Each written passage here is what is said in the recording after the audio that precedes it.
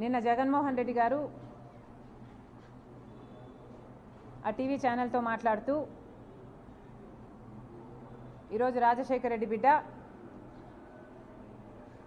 ఆయన చెల్లెలు షర్మిలారెడ్డి గురించి చాలా ఒఫెన్సివ్ కమెంట్స్ చేశారు. వీటికి సమాధానం ఇవ్వాల్సిన బాధ్యత రాజశేఖర రెడ్డి బిడ్డగా నాకుంది.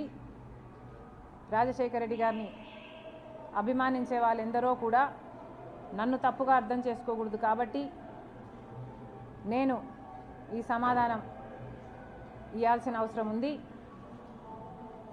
ఇదే కాకుండా జగన్మోహన్ రెడ్డి గారు ఎన్నికల సందర్భంగా కడపకు వస్తున్న నేపథ్యంలో ఆఖరణ కొన్ని సమాధానాలు కూడా అవసరం ఉంది. ఆ ప్రశ్నలు కూడా అడగడం జరుగుతుంది. ముఖ్యంగా టీవీ ఛానల్లో మాట్లాడిన అంశాలు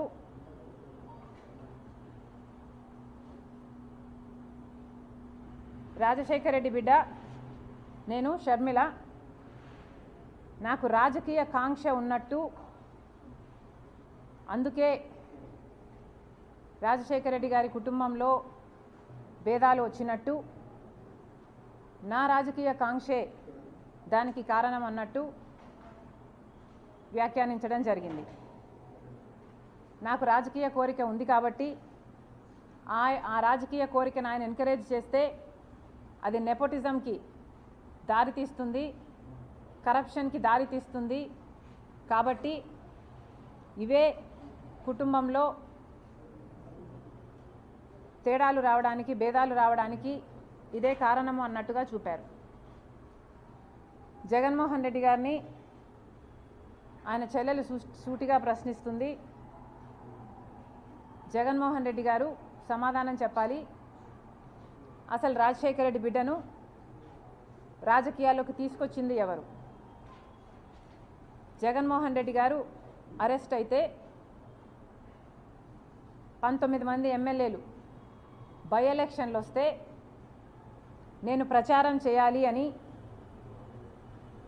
అడిగింది మీరు కాదా? మీరు జైలుకు వెళ్తే చంద్రబాబు గారు ఒక పక్క పాదయాత్ర చేస్తున్నారు, ఆయన గ్రాఫ్ పెరుగుతుంది అని పాదయాత్ర చేయమనింది మీరు కాదా? మీరు ఎప్పుడు ఏ అవసరం ఉంటే ఆ అవసరానికి సమైక్య ఆంధ్ర కోసం అయితేనేమి, లేకపోతే తెలంగాణలో ఓదార్పు యాత్ర అయితేనేమి, లేకపోతే బాయ్ బాయ్ బాబు క్యాంపెయిన్ అయితేనేమి, ఇలాంటిది ఎప్పుడు మీకు ఏ అవసరం ఉంటే ఆ అవసరానికి పనికొచ్చింది నేను కాదా? ఈ అవసరాలన్నిటికీ మీ రాజకీయాల కోసం నన్ను మీరు రాజకీయాలకు తెచ్చిన మాట వాస్తవం కాదా? నిజంగానే నాకు రాజకీయ కాంక్ష ఉంటే నేను పాదయాత్ర చేసినప్పుడు మీరు జైల్లో ఉన్నారు. మొత్తం పార్టీ నా చుట్టూనే ర్యాలీ అయింది. నాకే గనక రాజకీయ కాంక్ష ఉంటే వైఎస్ఆర్సీపీ పార్టీని నేను హైజాక్ చేసేదాన్ని కాదా? ప్రతి సభలో, ప్రతి అడుగులో జగనన్న కోసం జగనన్న వస్తాడు, జగనన్న మేలు చేస్తాడు, రాజశేఖర రెడ్డి గారి రాజ్యం తెస్తాడు అని కాలికి బలపం కట్టుకుని తిరిగిన దాన్ని నేను కాదా? నా బిడ్డల్ని, నా కుటుంబాన్ని పక్కన పెట్టి రోడ్ల మీదనే నెలల తరబడి మీకోసం త్యాగం చేసిన దాన్ని నేను కాదా? ఆఖరికి నా కాలు ఇంజరీ అయితే కూడా అతి వేగంగా ఫిజియోథెరపీ చేసి మళ్ళీ వెంటనే చేయాలి అని తాపత్రపడి చేసింది మీకోసం నేను కాదా? మరి నేను ఇన్ని త్యాగాలు చేసినా కూడా నాకు రాజకీయ కాంక్ష ఉంది అని మీరు అంటున్నారే, నాకే గనక రాజకీయ కాంక్ష ఉంటే నేను పొందాలనుకున్న పదవి, పోస్టు మీ పార్టీలో నేను మొండిగానైనా పొందగలను. వివేకానంద రెడ్డి గారి లాంటి వాళ్ళు నాకు అండగా నిలబడడానికి నన్నే ఎంపీని చెయ్యాలి అని ఎంతోమంది మీ పార్టీలోనే ప్రయత్నించిన వాళ్ళు కూడా ఉన్నారు. వాళ్ళందరి అండా చూసుకొని నేను ఏ రోజైనా మీకు రిబెల్ చేశానా? నాకు రాజకీయ కాంక్ష కానీ డబ్బు కాంక్ష కానీ ఉంది అని మీ మనస్సాక్షిలో మీరు నిజంగానే నమ్ముతున్నారా? నాకు రాజకీయ కాంక్ష మీకోసం మీతో ఉన్నంతకాలం, మీరు ముఖ్యమంత్రి అయినంత వరకు నాకు రాజకీయ కాంక్ష లేదు, నాకు డబ్బు కాంక్ష లేదు. నేను ఏం చేసినా మీకోసం చేశాను, నేను త్యాగం అనుకొని చేశాను, నా అన్న కోసం అనుకొని చేశాను. మీరు ముఖ్యమంత్రి కావాలని, రాజశేఖర్ రెడ్డి గారి సంక్షేమ పాలన మళ్ళీ మీరు తీసుకొస్తారు అని నమ్మి చేసిన విషయం వాస్తవం కాదా? మన ఇద్దరము నమ్మే బైబిల్ మీద ఒట్టేసి నేను చెప్పగలను, నాకు రాజకీయ కాంక్ష కానీ డబ్బు కాంక్ష కానీ ఏ ఇతర ఆశ లేకుండా, ఆశించకుండా ఏ ఒక్క రోజైనా మిమ్మల్ని ఒక పదవి కానీ ఒక పోస్ట్ కానీ నేను అడగకుండా మీకోసం చేశాను, ఇది నిజం అని నేను బైబిల్ మీద ప్రమాణం చేయగలను. మీరు అదే బైబిల్ మీద ప్రమాణం చేసి నేను మిమ్మల్ని ఈ పోస్ట్ అడిగానని కానీ ఈ పదవి అని అడిగానని కానీ మీరు ప్రమాణం చేయగలరా? నాకు రాజకీయ కాంక్ష ఉంది అని కానీ డబ్బు కాంక్ష ఉంది అని కానీ మీరు రుజువు చేయగలరా? అసలు మనిషి మంచితనాన్ని గుర్తించడం రాజశేఖర్ రెడ్డి గారి దగ్గర నుంచి మీకు ఎందుకు రాలేదు? ఏదైనా ఒక లావాదేవీ కోసం, ఏదైనా ఒక లాభం కోసం ఆలోచన చేసే మనిషి కాదు రాజశేఖర్ రెడ్డి గారు. ఆయన బిడ్డను నేను. ఆయన హృదయానికి దగ్గరగా ఆయన మాటలు వింటూ, ఆయన హృదయంలో హృదయంగా పెరిగిందని నేను. ఆయన ఆశయాల కోసం ఆయన ఏ రకంగా అయితే త్యాగం చేసే మనసు ఆయనకుందో ఆ రకంగానే నేను కూడా ఆలోచన చేయాలి, ఆ రకంగానే మీకు నేను సహాయపడాలి. అంత నిస్వార్థంగా మీకోసం నేను త్యాగం చేశాను, మీకోసం నేను నిలబడడం జరిగింది. ఎంత బహిరంగంగా రాజకీయ కాంక్ష వల్ల నెపోటిజం అంటున్నారే,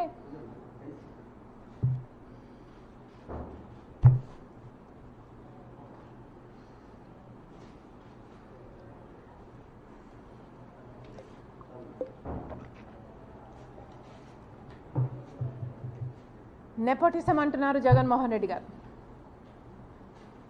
రాజశేఖర రెడ్డి గారి రాజకీయాలలో ఉంటే వివేకానంద రెడ్డి గారు కూడా ఆయన పక్క రాజకీయాలలో ఉన్నాడు, రాజారెడ్డి గారు కూడా రాజకీయాలలో ఉన్నాడు, రాజారెడ్డి గారి భార్య మా జయమ్మ కూడా రాజకీయాలలో ఉంది, సౌభాగ్యమ్మ కూడా రాజకీయాలలో ఉంది. అందరూ ఒక్కొక్క పదవి వాళ్ళ వాళ్ళ టైంలలో చేసిన వాళ్ళు, వాళ్ళంతా ఒకే జనరేషన్కు చెందిన వాళ్ళు. మరి ఆ టైంలో నెపోటిజం ఉన్నిందా? జగన్మోహన్ రెడ్డి గారు నెపోటిజం గురించి మాట్లాడుతున్నారు. మరి మీరు ముఖ్యమంత్రిగా ఉండి కూడా, మీ పార్టీ మీరు పెట్టి కూడా ఇంకా ఎవరు బంధువులు ఉండకూడదు అని మీరు చెప్తున్న ఈ లాజిక్లో రవీంద్రనాథ్ రెడ్డి గారు లేరా? మీ బంధువు కాదా? మీ మేనమామ. సుబ్బారెడ్డి గారు సొంత చిన్నాన్న, అమ్మ మొన్నటి వరకు అధ్యక్షురాలు, అవినాష్ రెడ్డి ఒకటే జనరేషన్లో మీ భార్యకు బంధువు, నా తమ్ముడు అని నెత్తిన పెట్టుకొని తిరుగుతున్నవాడు.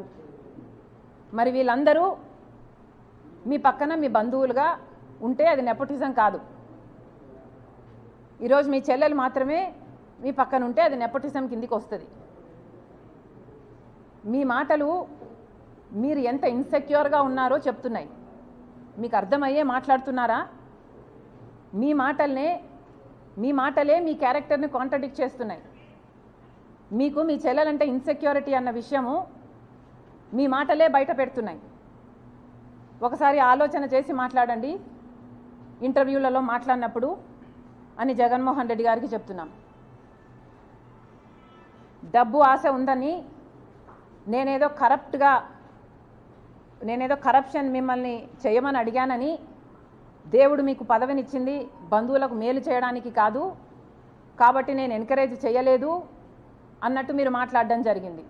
అంటే నేనేదో మిమ్మల్ని ముఖ్యమంత్రి హోదాలో నేనేదో మిమ్మల్ని పని అడిగినట్టు, మీరు ఆ పని చేయలేను అని మీరు నాకు చెప్పినట్టు, బంధువులకు మేలు చేయడానికి కాదు నేను ముఖ్యమంత్రిని అయ్యింది అంటే దాని ఇంప్లికేషను నేనేదో ఫేవర్ అడిగినట్టుగా జగన్మోహన్ రెడ్డి గారు మాట్లాడడం జరిగింది. ఏ రోజు రాజశేఖర రెడ్డి బిడ్డ ప్రమాణం చేసి చెప్తుంది పైసా సహాయం పైసా పని చేసి పెట్టు అని అడిగిన పాపాన ఈ 5 సంవత్సరాలలో పోలేదు. నేను రాజశేఖర రెడ్డి బిడ్డను. ఇదే రాజశేఖర రెడ్డి బిడ్డ నాన్న ముఖ్యమంత్రిగా ఉన్నప్పుడు, రాజశేఖర రెడ్డి గారు ముఖ్యమంత్రిగా ఉన్నప్పుడు కూడా పదవిని చూసిందాన్ని. నాకే కనుక డబ్బు ఆశ ఉండుంటే ఆ రోజుల్లోనే ఎంతో కలిగి ఉండేదాన్ని. ఆ రోజైనా ఈ రోజైనా నేనైనా నా భర్త అయినా ఒక సహాయం ఈ రోజు వరకు పైసా సహాయం చేశాడు జగన్మోహన్ రెడ్డి, పైసా సహాయం మేము అడిగాము జగన్మోహన్ రెడ్డిని అని నిరూపణ చేయగలరా? ఎందుకండి ఇలా మాట్లాడతారు? అసలు మీరు జగన్మోహన్ రెడ్డి గారు రాజశేఖర రెడ్డి గారి కొడుకు అన్న విషయాన్ని ఎందుకు మర్చిపోతున్నారు? మీరు మర్చిపోయి వ్యవహరిస్తున్నారు కానీ చూసే ప్రజలకు తెలుసండి మీరు రాజశేఖర రెడ్డి గారు కొడుకు అని. మరి రాజశేఖర రెడ్డి గారి కొడుకుగా మీరు వ్యవహరించకపోతే మీరు ఎంత హ్యూజ్ డిసప్పాయింట్మెంట్ అవుతారో మీరు ఒకసారి ఆలోచన చేసుకోండి.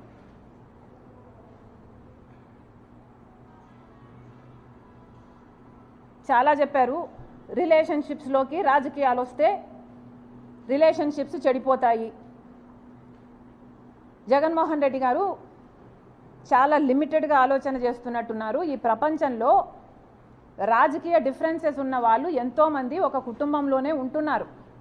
ఒక కుటుంబంలోనే ఒక మనిషి ఒక పార్టీలో, ఇంకో మనిషి ఇంకొక పార్టీలో, అదే కుటుంబంలోనే కొనసాగుతున్నారు.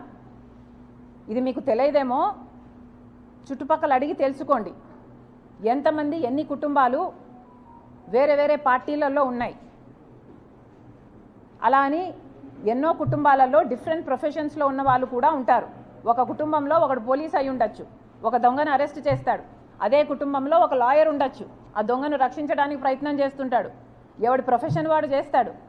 అలాగే రాజకీయాలు కూడా ఒక కుటుంబము ఒకే రాజకీయ పార్టీలో ఎక్కడ మొత్తం ప్రపంచంలో ఇదే ఉంది అనుకుంటే జగన్ రెడ్డి గారి అవివేకం. ఇలా కూడా ఉన్నాయి. కుటుంబంలో వేరే వేరే రాజకీయ పార్టీలో కూడా కొనసాగే వాళ్ళు ఉన్నారు. ఎందుకంటే రాజకీయ పార్టీలు అన్నది ఒక ఐడియాలజీ బేస్డ్ ఆర్గనైజేషన్స్ కాబట్టి ఎవరికి ఏ ఐడియాలజీ నచ్చుతుందో ఆ పొలిటికల్ పార్టీలో చేరే లిబర్టీ ఆ మనిషికి ఉంటుంది. ఎందుకంటే అది బేసిక్లీ ఆ మనిషి రైట్ కాబట్టి. అలాగని ఒకరిని దూషించుకోవడము, ఒకరిని సోషల్ మీడియాలో అంతగా దూషించుకోవడం ఎక్కడా చేయరు. ఒక్క జగన్మోహన్ రెడ్డి గారి విషయంలో మాత్రమే రాజకీయంగా మేము వ్యతిరేకిస్తే సోషల్ మీడియాలో ఆయన ఒక రాక్షస సైన్యాన్నే పెట్టి వేల మందిని ఎంప్లాయ్ చేసుకొని రాజశేఖర రెడ్డి బిడ్డ అన్న ఇంగితం లేకుండా, మీకోసం పాదయాత్ర చేశానని లేకుండా, పాదయాత్ర చేసినప్పుడు నేను షర్మిలారెడ్డినే, కానీ ఇప్పుడు మీతో విభేదించాను కాబట్టి నన్ను, నా క్యారెక్టర్ని, నా పుట్టుకను, నా పేరును ఇలా ఎన్ని విధాలు వీలైతే అన్ని విధాలు నాశనం చేయడానికి చూసింది ఒక్క జగన్మోహన్ రెడ్డి గారు మాత్రమే. అందుకు మీరు చరిత్రలో నిలిచిపోతారు. జగన్మోహన్ రెడ్డి గారు, జగనన్న గారు గుర్తుపెట్టుకోవాలి. ఒక చెల్లెలుగా చెప్తున్నాను, మీరు దీనికి చరిత్రలో నిలిచిపోతారు. ఒక చెల్లెలను మీకోసం అంత త్యాగం చేసిన చెల్లెల్ని గౌరవించకపోగా మీ మూకల చేత మీ కుక్క బిస్కెట్లకు ఆశపడే రూపాయి ఇస్తే రూపాయి యాక్టింగ్ చేసే పేడ్ ఆర్టిస్టుల చేత మీరు ఎంత దూషించారు, బెదిరించారు, ఎంతగా క్యారెక్టర్ అసాసినేషన్ చేశారు అన్నది మీ పేరు చరిత్రలో నిలిచిపోతుంది. ఇంకా అన్నారు రిలేషన్షిప్స్లోకి రాజకీయాలు వచ్చినప్పుడు సంబంధాలు చెడిపోతాయి, అందులో కూడా చంద్రబాబు లాంటి వాళ్ళు జోక్యం చేసుకొని ఆశ చూపి ఇలాంటివి చేస్తే ఇంకా చెడిపోతాయని అన్నారు. జగన్మోహన్ రెడ్డి గారికి మళ్ళీ చెప్తున్నాం, మీకు చంద్రబాబు గారి పిచ్చి పట్టింది. జగన్మోహన్ రెడ్డి గారికి చంద్రబాబు పిచ్చి పట్టింది. ఈ పిచ్చి obsession is causing him to hallucinate, అంటే భ్రమ, imaginations. This obsession is making him delusional. Jaganmohan Reddy గారి మెంటల్ స్టేట్ గురించి నాకు జెన్యూన్గానే కన్సర్న్ ఉంది. ఎందుకంటే మాట్లాడితే చాలు నేను చంద్రబాబు గారి చేతిలో రిమోట్ కంట్రోల్, ఆయన చెప్తేనే చేస్తున్నాను అని మాట్లాడుతున్నాడు. నేనే కాదు, సునీత కూడా చంద్రబాబు మాటే వింటుందంట. పక్క రాష్ట్ర ముఖ్యమంత్రి ఈయనలాగే ఒక ముఖ్యమంత్రి అండి. అంటే ఈయన కూడా ఇంకొకరి చేతిలో కీలుబొమ్మ, ఒక రిమోట్ కంట్రోలా? ఈయనకిచ్చే రెస్పెక్ట్ ఈయనకి ఇవ్వాలి. పక్క రాష్ట్ర ముఖ్యమంత్రి గురించి మాత్రం ఇంకొకరి చేతిలో కీలుబొమ్మ అని మాట్లాడుతున్నారు. అర్థం ఉందా అండి? అది కూడా రేవంత్ రెడ్డి అంట చంద్రబాబు గారి చేతిలో కీలుబొమ్మ అంట. చంద్రబాబు ఇక్కడ జైలుకు కూడా వెళ్ళాడు. ఈయనకే అంత పవర్ ఉంటే మరి ఈయన జైలుకి ఎందుకు వెళ్తాడండి? అలాంటి ఆయన చేతిలో ఆయన కీలుబొమ్మ అంట. సో చంద్రబాబు గారి చేతిలో నేను కీలుబొమ్మ, చంద్రబాబు గారి చేతిలో సునీత కీలుబొమ్మ, చంద్రబాబు గారి చేతిలో రేవంత్ కీలుబొమ్మ, చంద్రబాబు గారి చేతిలో మోడీ కూడా కీలుబొమ్మే చంద్రబాబుతో పొత్తు పెట్టుకున్నందుకు. ఇలా చంద్రబాబు గారిని అంత పిచ్చిగా, అంత పెద్ద భూతంగా జగన్మోహన్ రెడ్డి గారికి కనిపిస్తున్నాడు అంటే నిజంగానే జగన్మోహన్ రెడ్డి గారు చంద్రబాబు ఒబ్సెషన్తో డిల్యూషనల్ అవుతున్నారు. ఆయన మెంటల్ కండిషన్ను ఒకసారి చెక్ చేయించుకోవాలని కోరుతున్నాం. ఇంతేకాదు జగన్మోహన్ రెడ్డి గారు మళ్ళీ గోబల్స్ ప్రచారం చేస్తున్నారు. పదే కాంగ్రెస్ పార్టీ రాజశేఖర రెడ్డి గారి పేరును సిబిఐలో చేర్చింది, సిబిఐ ఛార్జ్ షీట్లో చేర్చింది కాంగ్రెస్ పార్టీ అని మళ్ళీ ఆరోపించారు ఆ ఇంటర్వ్యూలో. జగన్మోహన్ రెడ్డి గారికి మళ్ళీ చెప్తున్నాం, అది చెప్పకముందు ఇంకొక విషయం కూడా గుర్తు చేస్తున్నాం. మీ గోబల్స్ ప్రచారానికి మీకు ఏమాత్రం విలువలు ఉన్నాయి అని, విలువలు, విశ్వసనీయత చాలా ఉన్నాయని మీరు చెప్పుకుంటారు కదా, అసలు మీకు ఏ విలువలు ఉన్నాయో ఈ ప్రశ్నలకు సమాధానం చెప్పండి. రాజశేఖర రెడ్డి గారు చనిపోతే రిలయన్స్ హస్తం ఉంది ఆ చాపర్ క్రాష్లో అని చెప్పినవాడు జగన్మోహన్ రెడ్డి గారు కాదా? ఈయన ఆ మాట చెప్తే రిలయన్స్ సంస్థలని ఎంతమంది ధ్వంసం చేయడం నిజం కాదా? వాళ్ళ మీద ఈ రోజుల వరకు కూడా కేసులున్నాయి. కానీ అదే రిలయన్స్ వాళ్లకు జగన్మోహన్ రెడ్డి గారు ముఖ్యమంత్రి అయిన తర్వాత రాజ్యసభ మెంబర్షిప్ కూడా ఇచ్చారు. మరి జగన్మోహన్ రెడ్డి గారికి ఏ విలువలు ఉన్నట్టు? అప్పుడు అది సూట్ అయింది కాబట్టి అట్లా మాట్లాడతారు, ఇప్పుడు ఇది సూట్ అయింది కాబట్టి ఇట్లా చేస్తారా? మీరేనా విలువల గురించి మాట్లాడేది? ఏ విలువలు ఉన్నాయండి మీకు? రిలయన్స్ వాళ్ళు కారణమని చెప్పిన మీరు మళ్ళీ రిలయన్స్ వాళ్ళకి పదవులు ఇస్తారు, మీకు విలువలు ఉన్నాయనుకోవాలా? వివేకానంద రెడ్డి గారి హత్య విషయంలో సిబిఐ ఎంక్వైరీ కోరింది జగన్మోహన్ రెడ్డి గారు ముఖ్యమంత్రి కాకముందు. ముఖ్యమంత్రి అయిన తర్వాత వద్దని చెప్పింది జగన్మోహన్ రెడ్డి గారు. అంటే మీరు ఎక్కడ ఎట్లా ఏ కన్వీనియన్స్ ఉంటే అట్లా మాట్లాడతారు. మీరా విలువల గురించి మాట్లాడేది? మీకు విలువలు ఉంటే ఒక మాట మీద నిలబడాలన్న విలువ మీకు లేదా? అలాగే రాజశేఖర రెడ్డి గారి విషయం, రాజశేఖర రెడ్డి గారి పేరును ఛార్జ్ షీట్లో చేర్చడం కాంగ్రెస్ పని అని చెప్తున్నారు. మళ్ళీ చెప్తున్నాం, కాంగ్రెస్ పార్టీ చెయ్యలేదు, ఇది మీకు కూడా తెలుసు. మీరు గోబల్స్ ప్రచారం చేస్తున్నారు. కాంగ్రెస్ పార్టీ చెయ్యలేదు. సిబిఐ ఎఫ్ఐఆర్లో కూడా రాజశేఖర రెడ్డి గారి పేరు లేకపోతే కొనుగోలు సుధాకర్ అనేవాడు 3 కోట్ల చుట్టూ తిరిగి, సిబిఐ కోర్టు, హైకోర్టు, సుప్రీంకోర్టు 3 కోట్ల చుట్టూ తిరిగి రాజశేఖర రెడ్డి గారి పేరుని సిబిఐ ఛార్జ్ షీట్లో పెట్టాలి అంటూ 3 కోట్ల చుట్టూ తిరిగాడు. అందుకు మెచ్చి మీరు ఆయనకు ఏఏజీ పదవిని మీరు ముఖ్యమంత్రి అయిన 6 రోజుల్లోనే ఇచ్చారు. ఎవరిని బుకాయించడానికి ప్రయత్నిస్తారు?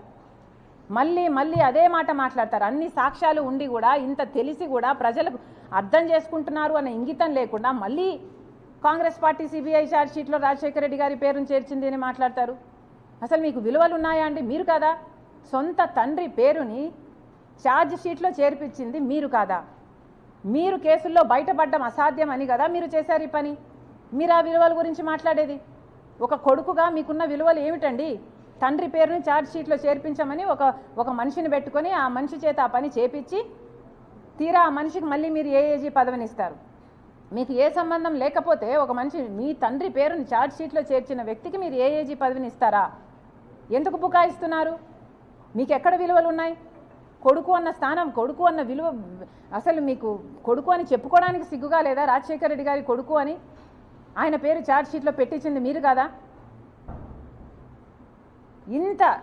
ఇంత దారుణంగా దిగజారి రాజకీయాలు చేయడం ఇదే చూద్దాం.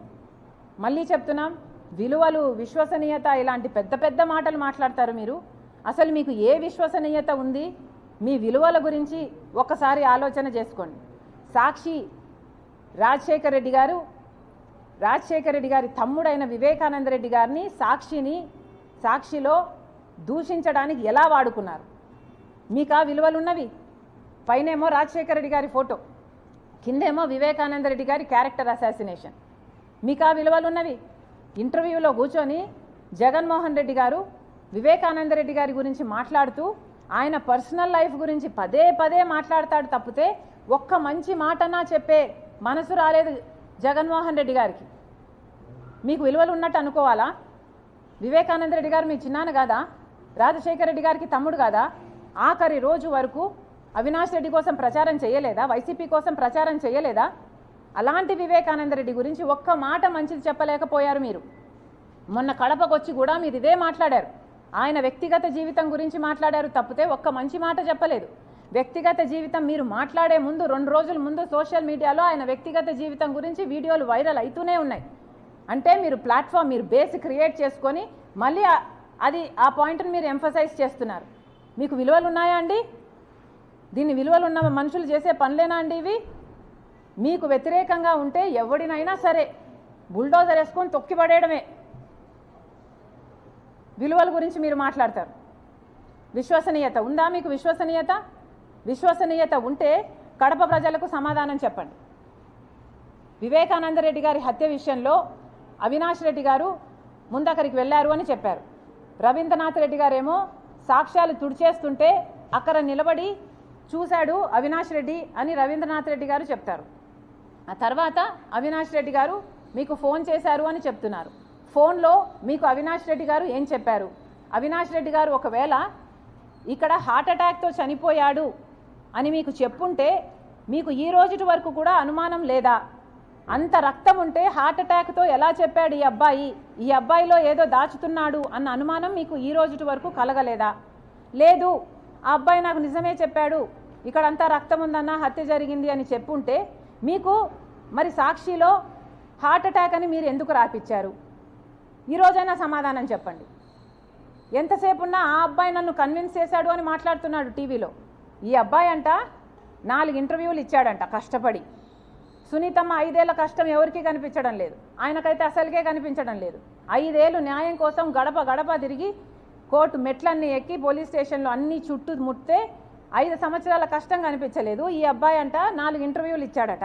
ఈ 4 ఇంటర్వ్యూలను బట్టి అవినాష్ రెడ్డి గారు నిర్దోషి అని ఈయన నిర్ధారించుకున్నారంట. అంటే మీకు ముందు చెప్పలేదా అవినాష్ రెడ్డి ఈ ఎక్స్ప్లెనేషను? ముందు చెప్తే మరి మీరు ఇంటర్వ్యూలో చూసి ఎందుకు కన్విన్స్ అయినట్టు? అయినా మీరెవరండి కన్విన్స్ కావడానికి? మీరు కన్విన్స్ అయితే ఎంత, కన్విన్స్ అవ్వకపోతే ఎంత? కన్విన్స్ కావాల్సింది ఎవరండి? ఇన్వెస్టిగేటివ్ ఏజెన్సీ, జడ్జిలు కదా.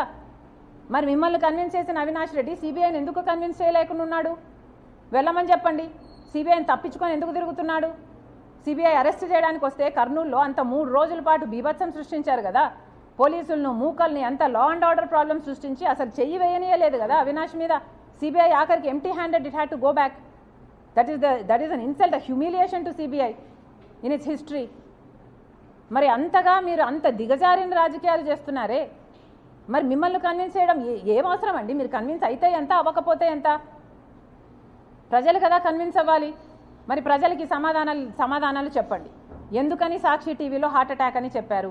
ఎందుకని ముందు సిబిఐ అడిగారు, ఆ తర్వాత సిబిఐ వద్దన్నారు? ఎందుకని అవినాష్ సాక్ష్యాలు తుడిచేస్తుంటే అమాయకంగా నిలబడి చూశాడు. ఇవన్నీ సాక్ష్యాలు ఆధారాలు సిబిఐ అన్నీ పెడితే ఇవన్నిటినీ కాదని మీరు కన్విన్స్ అయ్యానని బుకాయిస్తున్నారు. మీరు బుకాయించినంత మాత్రాన ప్రజలు కన్విన్స్ కారండి. ప్రజలకు కూడా దేవుడు కూడా ఒక ఇంగితం అంటూ ఇచ్చారు. అర్థం చేసుకోవాలి జగన్మోహన్ రెడ్డి గారు.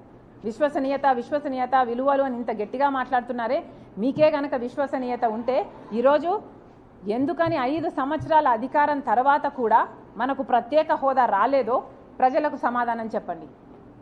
బీజేపీ పార్టీ మెడలు వంచైనా సరే నేను ప్రత్యేక హోదా తీసుకొస్తాను అని కూడా చెప్పి కదా మీరు అధికారంలోకి వచ్చారు. ఎందుకు మరి ప్రత్యేక హోదా ఎందుకు రాలేదు? ప్రత్యేక హోదా ఎందుకు తేలేదు? మీరు బీజేపీ మెడలు ఎందుకు వంచలేదు? ఒక్క నిజమైన ఉద్యమమైన ఈ 5 సంవత్సరాలలో ఎందుకు చేయలేదు ప్రత్యేక హోదా గురించి? మీకు నిజంగానే విశ్వసనీయత ఉంటే సమాధానం చెప్పండి. పోలవరం ప్రాజెక్ట్ అయితేనేమి, రాజధాని అయితేనేమి, ఇలా ఒక్కటంటే ఒక్కటైనా సాధించుకొచ్చారా? మీకు నిజంగానే విశ్వసనీయత ఉంటే మరి ప్రజల ప్రయోజనాలన్నీ ఎందుకు తాకట్టు పెట్టారు బీజేపీ పార్టీకి? మీ స్వప్రయోజనాల కోసం ఏదైనా తాకట్టు పెడతారా? ఎవరినైనా బలి చేసుకుంటూ పోతారా? ఎవరినైనా తొక్కుకుంటూ పోతారా? కనీసం కడపలో స్టీల్ ఫ్యాక్టరీ కూడా మీరు కట్టలేదు. ఇది అవమానంగా లేదా మీకు? మీ సొంత జిల్లా కదా కడప. కనీసం ఇక్కడైనా కడపలో స్టీల్ ఫ్యాక్టరీ అయినా కట్టుంటే మీకు చెప్పుకోవడానికి ఏదైనా ఉండు. ఈ కడపలోనే ఇక్కడనే 625 గ్రామాలకు కనీసం మంచినీళ్ళు లేవండి. మంచినీళ్ళు లేవు గ్రామాలలో. ఏం సమాధానం చెప్తాడు జగన్మోహన్ రెడ్డి గారు? ఎక్కడ పెట్టుకుంటారు మీ తలకాయ? మీకు ఆ విశ్వసనీయత గురించి మాట్లాడే హక్కు ఉంది? కనీసం ఒక్క ఎకరాకైనా అడిషనల్గా నీళ్ళు ఇచ్చింది లేదు మీరు ఇక్కడ. కనీసం రాజశేఖర్ రెడ్డి గారు జలయజ్ఞంలో 42 ప్రాజెక్టులు సొగంలో వదిలేసిపోతే అవన్నా పూర్తి చేయాలన్న కాంక్ష లేకపోయింది మీకు. కనీసం అవి కూడా చేయలేకపోయారు. మీరా రాజశేఖర్ రెడ్డి గారి ఆశయాలను నిలబెట్టేది? Thank you guys.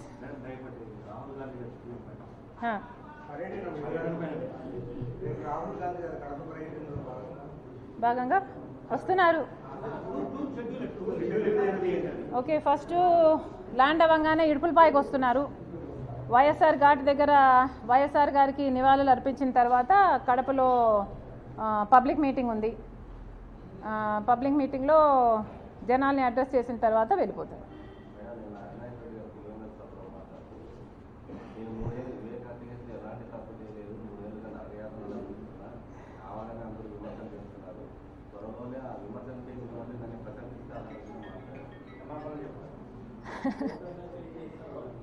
మరి ఎందుకండి సిబిఐని తప్పించుకొని తిరుగుతున్నారు? ముందు బెయిల్ ఎందుకు తెచ్చుకుంటున్నారు? సిబిఐ దగ్గరికి వెళ్ళండి. మీకున్న సాక్ష్యాలు, మీకున్న కన్విన్సింగ్, మీరేదో జగన్ రెడ్డిని చేయడం కంటే మీరు అక్కడికి వెళ్ళి వాళ్ళని కన్విన్స్ చేసుకోవచ్చు కదా. అయినా నేను దొంగతనం చేశాను నన్ను పట్టుకోండి అని నిలబడతాడా అండి? అక్కడనే నేను చేయలేదనే చెప్తాడు ఏ దొంగ అయినా. ఆ దొంగను నమ్మినోడు పిచ్చోడు. అవినాష్ రెడ్డి నేను చేయలేదని జగన్మోహన్ రెడ్డి గారు చెప్తుంటే జగన్మోహన్ రెడ్డి గారు నేను కన్విన్స్ అయ్యానంటే మరి ఎక్కడ పిచ్చోళ్ళు ఎవరు? ఇక్కడ జగన్మోహన్ రెడ్డి గారు పిచ్చోడు అనుకోవాలి.